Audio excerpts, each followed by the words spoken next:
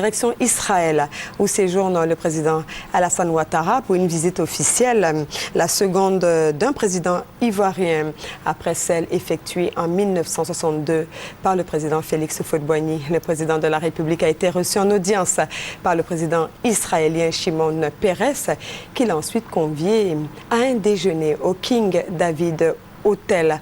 Dans son allocution, le président Alassane Ouattara est exalté une fois de plus l'excellence des relations entre l'État hébreu et la Côte d'Ivoire. Le compte-rendu de notre envoyé spécial Viviane Haïma. À midi, un déjeuner a été offert par le chef de l'État israélien au président Alassane Ouattara et son épouse à l'hôtel King David de Jérusalem, où le couple présidentiel ivoirien est logé. Un déjeuner en signe de bienvenue au président Alassane Ouattara et son épouse, et au cours duquel les deux chefs d'État de Côte d'Ivoire et d'Israël ont renouvelé la vieille amitié qui lie les deux pays depuis de longues années.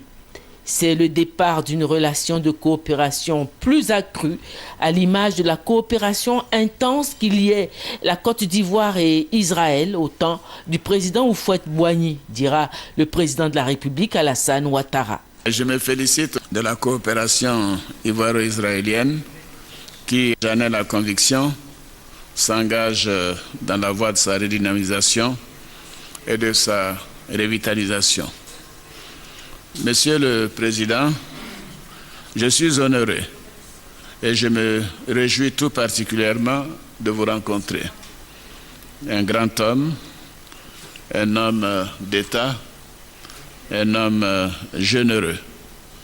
Vous êtes une personnalité de premier plan dont les œuvres et les actions en faveur de la paix ont été reconnues au plan international en 1994 par la prestigieuse distinction du prix Nobel de la paix.